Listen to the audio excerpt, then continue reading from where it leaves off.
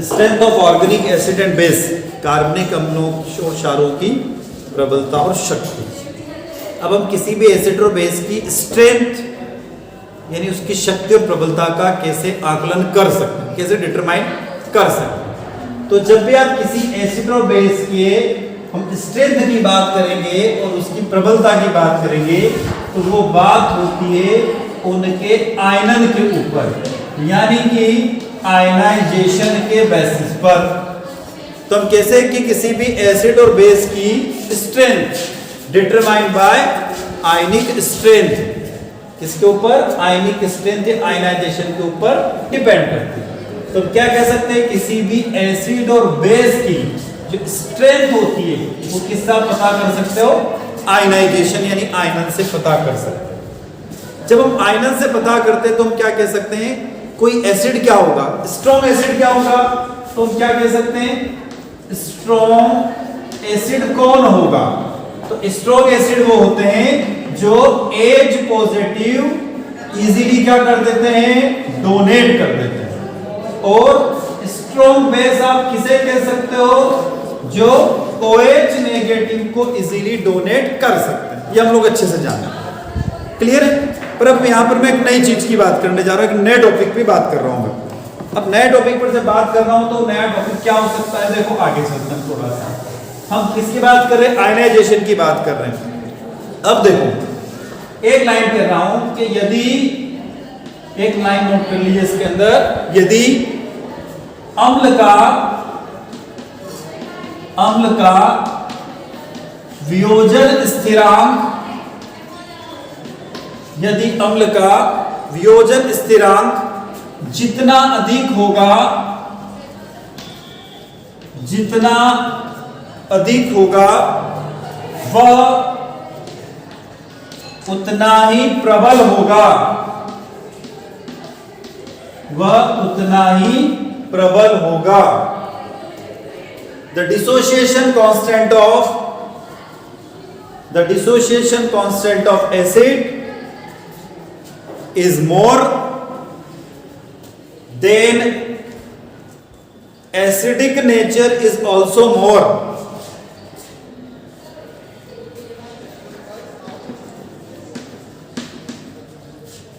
हम लिख रहे हैं 298 केल्विन पर, 298 केल्विन।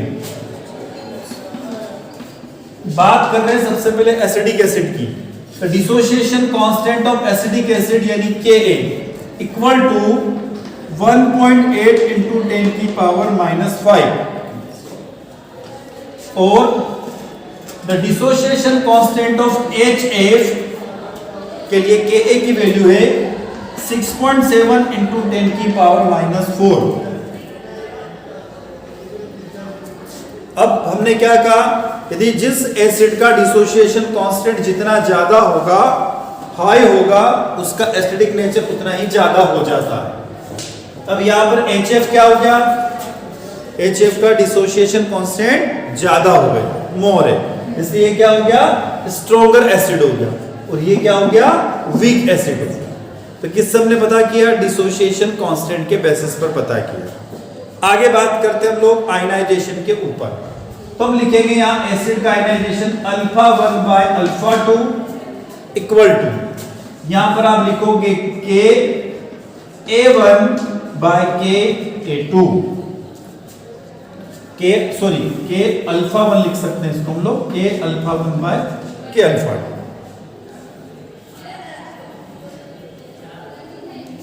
ठीक है, और इसको हम कैसे लिख सकते हैं, α1 बाय α2 इक्वल टू KA1 और KB1, A1 A2। अब यहां पर क्या है, Kα1 और Kα2, the dissociation constant of acid, the dissociation constant of acid, अम्ल का वियोजन स्थिरांक,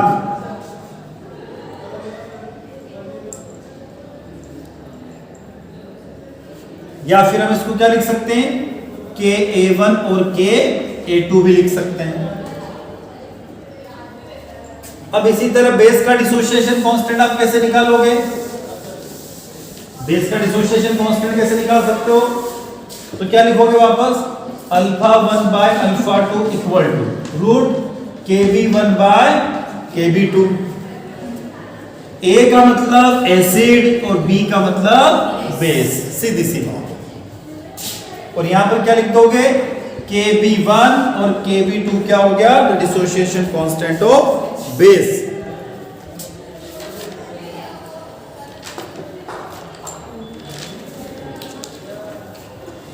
ठीक है, अब अगली हेडिंग लिखना,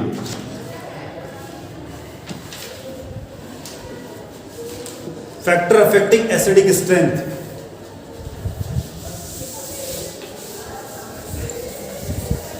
नेक्स्ट है factor affecting acidic strength.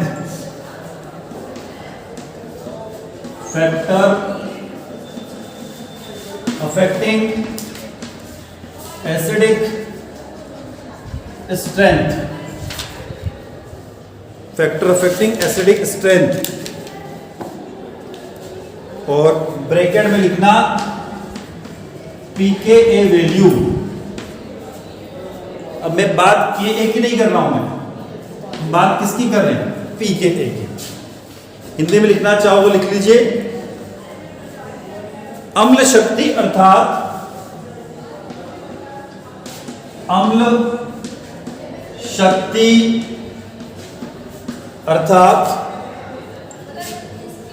pKa मान को प्रभावित करने वाले कारक। अब थोड़ा सा यहां पर एक चीज याद रख ले, एक टॉपिक याद रख लें कि Ka और pKa में क्या अंतर है, उसको समझने पहले तो। अभी थोड़ी देर पहले बात हुई थी कि यदि हमारे पास में स्ट्रोंगर एसिड है तो उसकी Ka वैल्यू ज्यादा होगी। और ध्यान रखना Ka वैल्यू जो रहती है, Ka value is inversely proportional to pKa value, ये होता है। आ रहा समझ में? तो इसका मतलब क्या हो गया कि pKa वैल्यू कम होगी तो स्ट्रॉन्ग एसिड होगा। आ रहा समझ में? pKa वैल्यू कम हुई, ये वैल्यू कम हुई तो एसिड क्या हो जाएगा? स्ट्रॉन्ग हो जाएगा। यह मैं याद रखना। अब इसी के बेसिस पर फैक्टर अफेक्टिंग करते हैं। पहला हेडिंग लिखना चार्ज, हिंदी में बोले तो आवेश।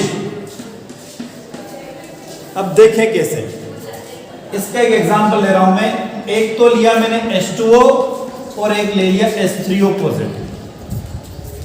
ठीक, अब मैं इनकी बात कर रहा हूं एसिडिक स्ट्रेंथ की।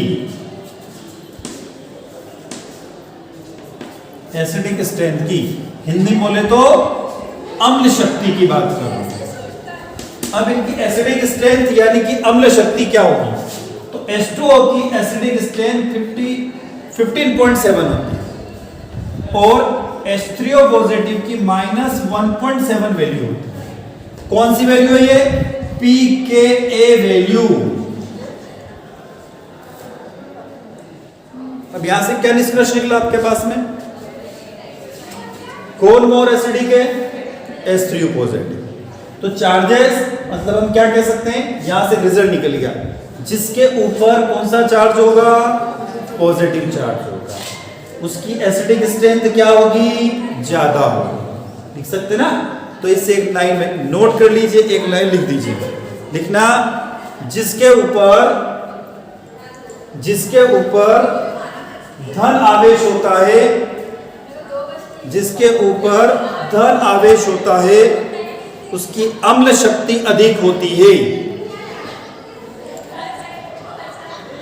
उसकी अम्ल शक्ति अधिक होती है।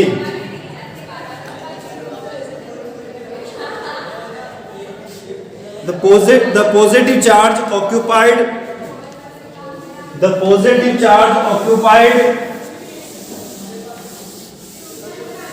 any element or compound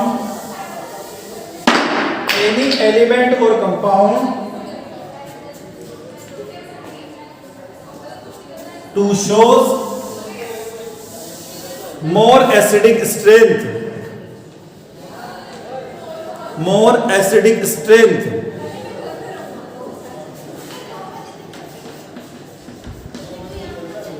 दूसरा लिखना atom bonded to proton,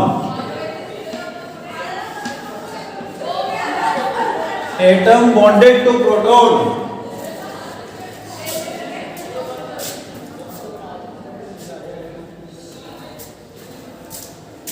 atom bonded to proton, proton से बंधित परमाणु,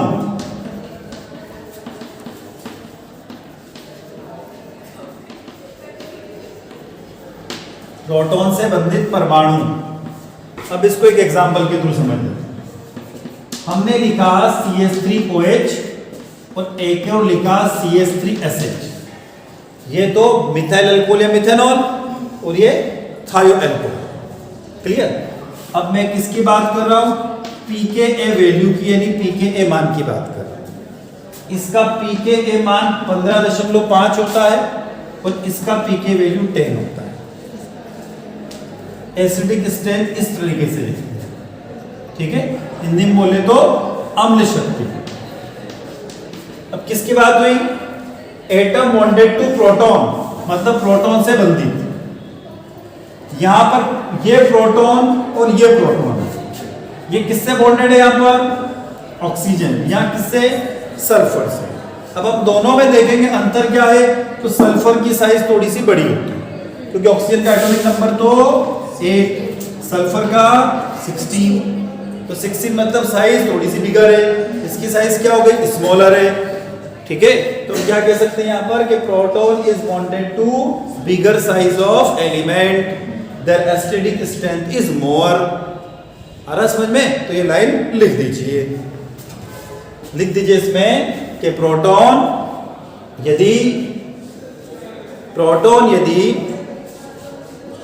किसी बड़े परमाणु से जुड़ा हुआ रहता है, प्रोटॉन यदि किसी बड़े परमाणु से जुड़ा हुआ रहता है तो उसकी अम्ल शक्ति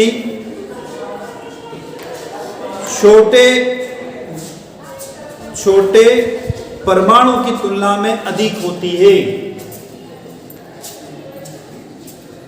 proton bonded to bigger size of atom, the acidic strength is more.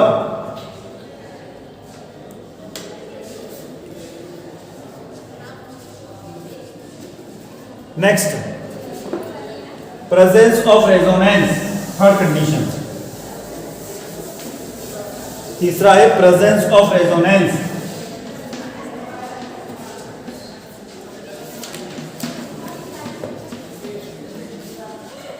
Hindi में लिखना है इसको, अनुनाद की उपस्थिति, अनुनाद की उपस्थिति। अब हम लोगों ने छोटी क्लासों में अनुनाद के बारे में पढ़ रखा, ठीक है? आपको एक मॉलिक्यूल दिखाई दे रहा मिथाइल अल्कोहल का, मिथेनॉल का, और दूसरा यहां पर हमने कंपाउंड लिखा हुआ है फिनॉल, ठीक है? C6H5OH phenol. अब आप लोग अच्छे से जानते हो कि फिनॉल में क्या होता है? रेजोनेंस होता है, अनुनाद होता है, जबकि मिथाइल अल्कोहल या मिथेनॉल में रेजोनेंस नहीं होता है। क्लियर है? तो अब यहां से निष्कर्ष एक क्या निकल गया? More the resonating power, more the resonating power, more the acidic in character, more the resonating power, more the acidic in character. जिसमें जितना ज्यादा अनुनाद पाया जाएगा वह उतना ही प्रबल अम्लीय होगा। तो pKa वैल्यू में इसकी pK वैल्यू 10 होती है और इसकी pKa वैल्यू 15.5 होती है, ठीक है? मोर द रेजोनेटिंग पावर या more resonating structure, more the acidic character. Resonance अधिक होने पर, लिख सकते रेजोनेंस अधिक होने पर अम्लीय शक्ति भी अधिक होती है। रेजोनेंस की डेफिनेशन का मतलब ये होता है, रेजोनेंस ये होता है कि किसी भी कंपाउंड के एक से ज्यादा स्ट्रक्चर होना, एनी मॉलिक्यूल्स और any compound presence more than two structure, two and more than two structure, ठीक है, दो या दो से अधिक स्ट्रक्चर का उसका रिप्रेजेंटेशन होना, उसको हम लोग क्या बोलते थे, रेजोनेंस बोलते थे, अनुनाद बोलते थे। जैसे हम लोग जानते हैं कार्बोनेट के बारे में, अनुनाद के मैं एक छोटे से एग्जांपल से बताता हूं आपको रेजोनेंस को। देखो मैंने लिखा सल्फेट लिख दिया सब, ठीक है। अब एक और तरीका क्या, एक और तरीके से क्या लिख सकता हूं, क्या ऐसे लिख सकता हूं, क्या इसको लिख सकते हैं, क्यों, क्योंकि सल्फर दो बार ऑक्सीजन से जुड़ा डबल बॉन्ड और दो पे नेगेटिव चार्ज, यहां पर भी यही। फिर एक और तरीका हो सकता है, मैं बोलता हूं एक काम करें, इधर लिख दिया, ऐसा भी लिख सकते हैं क्या। तो फार्मूला क्या है, फार्मूला तो SO4 नेगेटिव है, और उसको हम क्या कर रहे हैं, एक से ज्यादा बार उसको रिप्रेजेंट कर रहे हैं, तो स्ट्रक्चरल फार्मूला तो सेम है, ठीक है। पर जब मॉलिक्यूलर फार्मूला बनाने जा रहे हैं ना, तो बार बार क्या हो रहा है, उसका चेंज हो रहा है। नंबर ऑफ बॉन्ड आप देखो सेम है सबके अंदर, कितने, 1 2 3 4 5 6, सब में 6, इसके आगे और भी स्ट्रक्चर है इसके। तो किसी भी मॉलिक्यूल को एक से ज्यादा, दो से ज्यादा स्ट्रक्चर का बार बार रिप्रेजेंटेशन होना क्या कहलाता है, रेजोनेंस कहलाता है।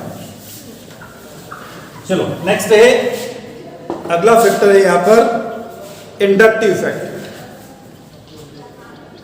तीसरा, चौथा लिख लो इंडक्टिव इफेक्ट, हिंदी बोलो तो प्रेरणिक प्रभाव।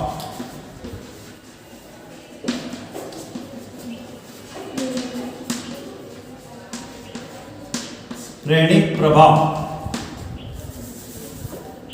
अब प्रेरणिक प्रभाव आप लोग जानते होंगे अच्छे से, इंडक्टिव इफेक्ट, प्रेरणिक प्रभाव। इंडक्टिव इफेक्ट या प्रेरणिक प्रभाव टू टाइप का होता है, अभी बताता हूं क्या क्या होता है। एक तो होता है नेगेटिव इंडक्टिव इफेक्ट माइनस आई, एक होता है पॉजिटिव इंडक्टिव इफेक्ट माइनस आई और प्लस आई, क्लास 11th में दिया हुआ है।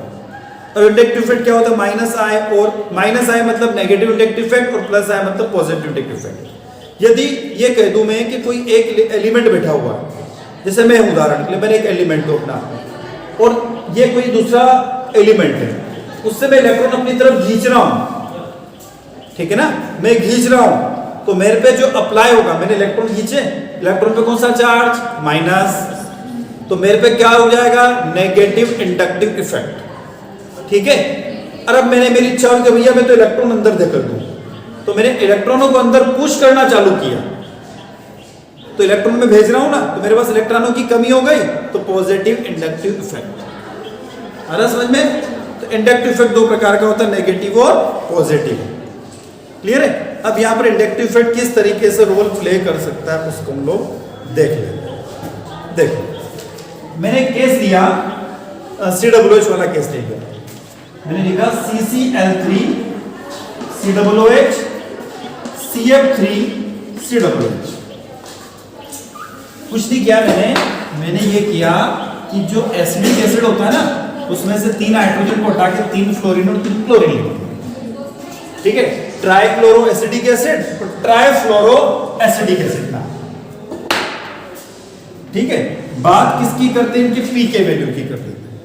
इसकी पीके वैल्यू 0.25 है, इसकी पीके वैल्यू 0.65 है, मतलब एसिडिक स्ट्रेंथ किसकी ज्यादा है, CF3 की ज्यादा है। अब यहां पर क्या निष्कर्ष निकल रहा है, AF में माइनस आई इफेक्ट ज्यादा है और Cl में माइनस आई इफेक्ट कम है, सॉरी Cl में माइनस आई इफेक्ट क्या हो गया, कम है। आ रहा समझ में।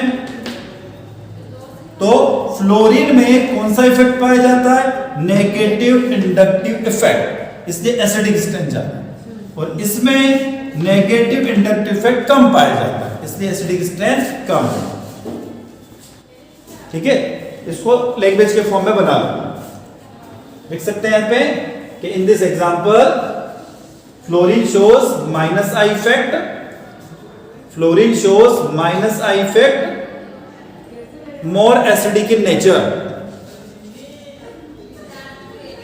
and chlorine shows plus I effect plus I effect, it is a weak acidic in nature. इन दोनों का कंपेयर कर रहे हैं अपन, ध्यान रखना। लास्ट है इसमें संकरण अर्थात हाइब्रिडाइजेशन।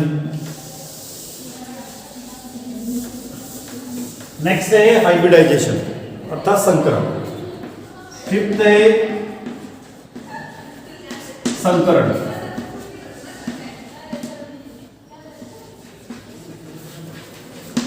हाइब्रिडाइजेशन। अब हाइब्रिडाइजेशन में सिर्फ सरल सा एग्जांपल देख लेते हैं। हमने लिखा CH3 single bond CH3, CH2 double bond CH2, CH triple bond CH। ठीक है, आपको एक बात पता है हाइब्रिडाइजेशन आप कैसे निकाल सकते हो?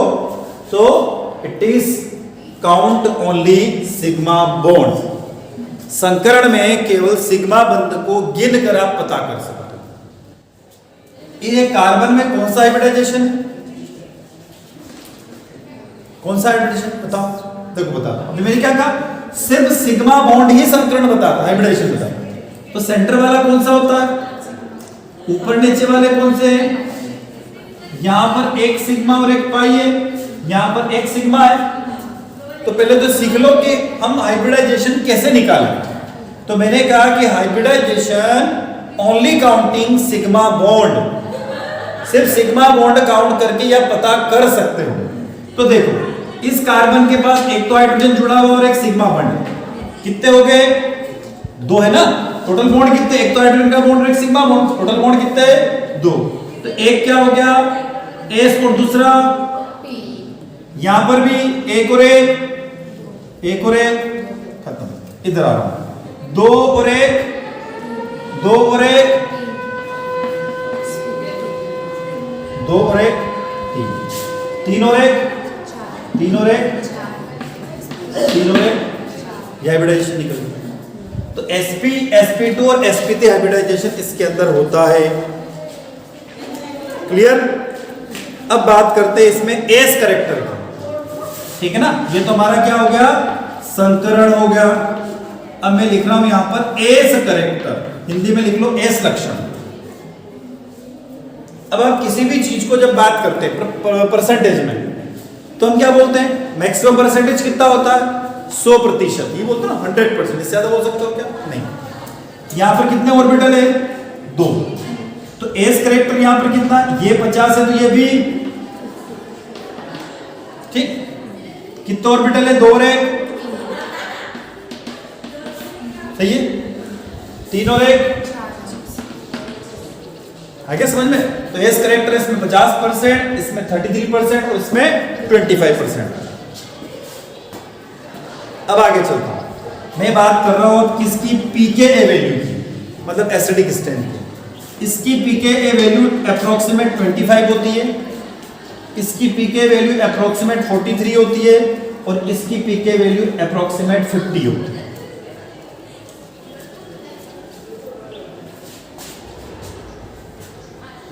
अब हमने क्या कहा था? जिसकी pKa वैल्यू कम होगी वो मोर एसिडिक होगा। तो यहां पर मोर एसिडिक कौन हो गया? ट्रिपल बॉन्ड वाला। क्लियर है? तो ये हमने आज बात कर ली किसकी? एसिडिक स्ट्रेंथ की। ठीक है, factor affecting the acidic strength यानी pKa value. Factor affecting basic strength यानी pKb वैल्यू। हिंदी में कहें तो क्षार शक्ति अर्थात pKb मान को प्रभावित करने वाले कारक। इससे पहले हम क्या पढ़ चुके थे? अम्ल शक्ति अर्थात pKa मान को प्रभावित करने वाले कारक। अम्ल और क्षार शक्ति को प्रभावित करने वाले कारकों की बात कर रहे हैं। पहला जो फैक्टर अफेक्ट करता है यानी प्रभावित करता है, उसको यदि हम कहें तो आवेश, इसको हम कह सकते हैं चार्ज। आवेश यानी कि चार्ज। अब आवेश या चार्ज किस तरीके से प्रभावित कर सकता है उसको हम लोग देखते हैं। एक उदाहरण लेते हैं, समझ जाएगा। मैंने लिखा NH4 पॉजिटिव, फिर लिखा मैंने NH3 यानी कि अमोनिया, पहला अमोनियम फिर अमोनिया, फिर NH2 नेगेटिव, फिर NH नेगेटिव 2 नेगेटिव। ऐसा मैंने कोई सीक्वेंस लिख दिया। अब आप देख रहे हैं कि NH के ऊपर 2 नेगेटिव है, NH के ऊपर 1 नेगेटिव है, NH3 के ऊपर कोई भी चार्ज नहीं है और NH2 के ऊपर पॉजिटिव चार्ज है। अब इन चारों में सबसे ज्यादा क्षारीय शक्ति, हिंदी में कहें तो बेसिक स्ट्रेंथ, किसकी होगी? तो इसमें सीधा सा अर्थ ये निकलता है कि जिस पर जितना ज्यादा नेगेटिव चार्ज होगा उसकी बेसिक स्ट्रेंथ यानी क्षारीय क्षमता उतनी ही अधिक होगी। तो इसमें एक लाइन नोट कर लीजिए। लाइन क्या है? जिस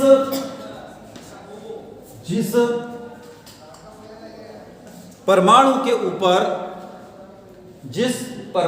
ऊपर जितने अधिक ऋण आवेश होंगे उनकी क्षारीय शक्ति उतनी ही अधिक होती है। More the negative charge of molecule more basic strength.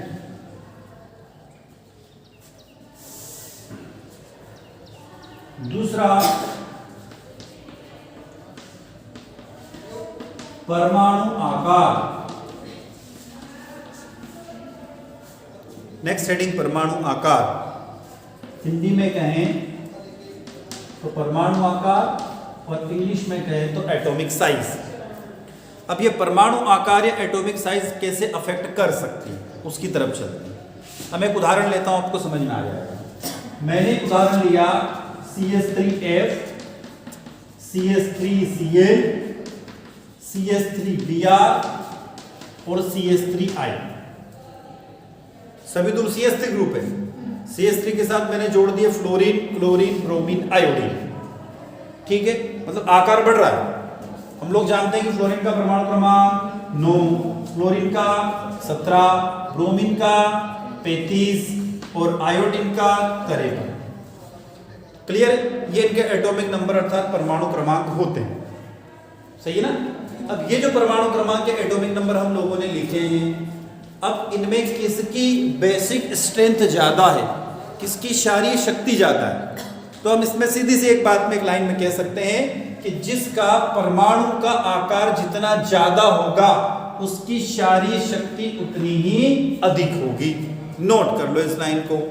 क्या कह रहा हूं मैं? कि परमाणु का आकार बड़ा होने पर क्षारीय क्षमता अधिक होती है। More the atomic size more in basic character. ठीक है? अब इसका अर्थ क्या निकला? CH3F क्या है? वीक बेस है। ठीक है, दुर्बल क्षार है। और ये क्या हो गया? प्रबल क्षार है, यानी कि स्ट्रॉन्ग बेस हो गया। ठीक है, अगली हेडिंग, थर्ड हेडिंग, इलेक्ट्रोनेगेटिविटी, विद्युत ऋणात्मकता।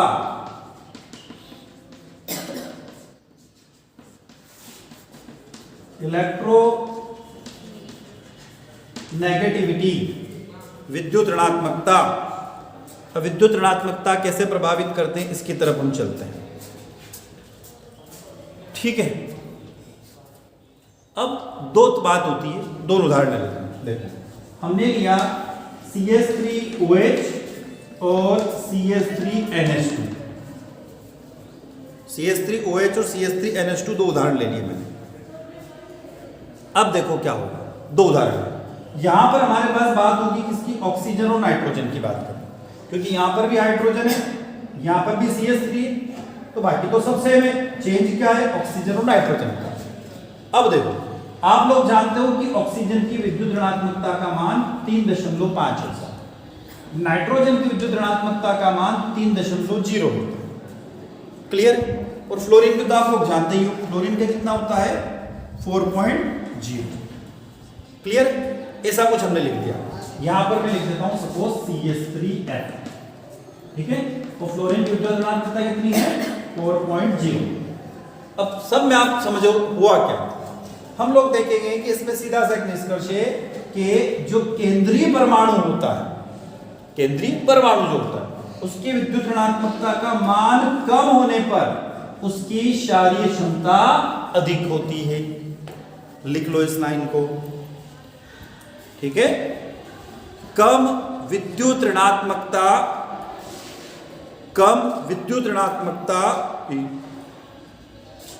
वाले परमाणु के कारण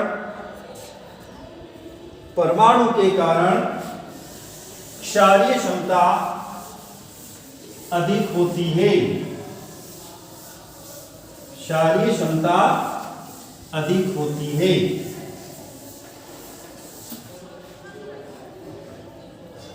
ठीक है। नेक्स्ट अगला लिखो, प्रेरणिक प्रभाव चौथा।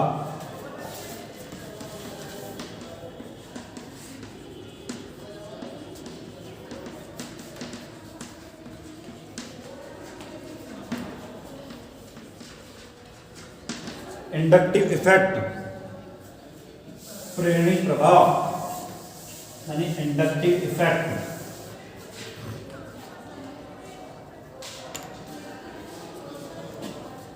अब प्रेरणिक प्रभाव दो तरीके का होता है, एक होता है प्लस आई प्रभाव, दूसरा होता है माइनस आई प्रभाव।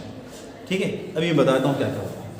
तो पहले लिखना प्लस आई प्रभाव, इसके बारे में लिखो प्लस आई के बारे में। प्लस आई को अपन क्या बोलते हैं, ब्रैकेट में लिख लो, धनात्मक प्रेरणिक प्रभाव, पॉजिटिव इफेक्ट या पॉजिटिव इंडक्टिव इफेक्ट। अब पॉजिटिव इंडक्टिव इफेक्ट क्या होता है उसके बारे में एक लाइन लिख लो। इलेक्ट्रॉन दाता परमाणु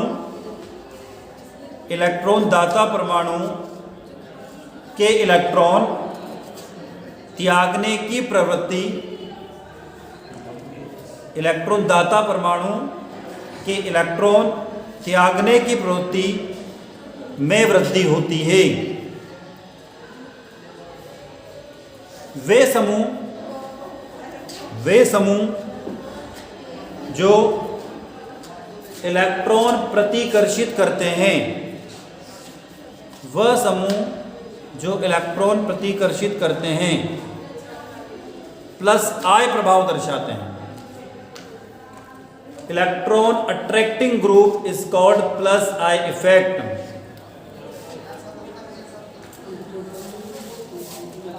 ठीक है, और माइनस आई लिख लो, माइनस आई प्रभाव क्या लिखोगे, ऋणात्मक प्रेरणिक प्रभाव, नेगेटिव इंडक्टिव इफेक्ट। इसमें लिखना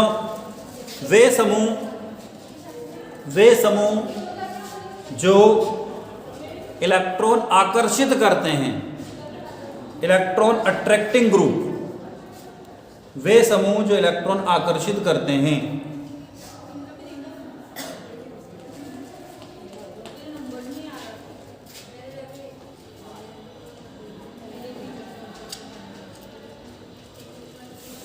अब इसमें एक लाइन और ऐड कर दो।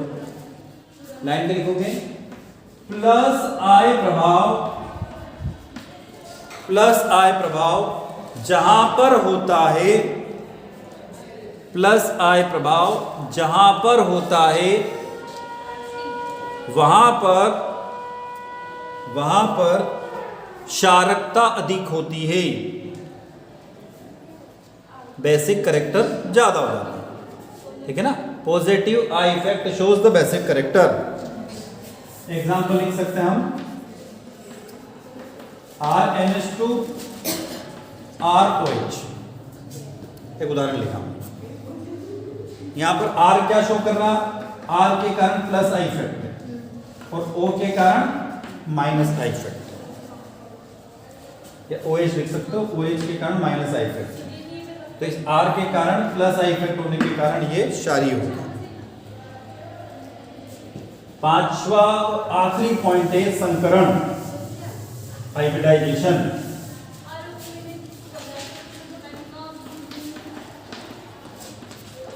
संकरण,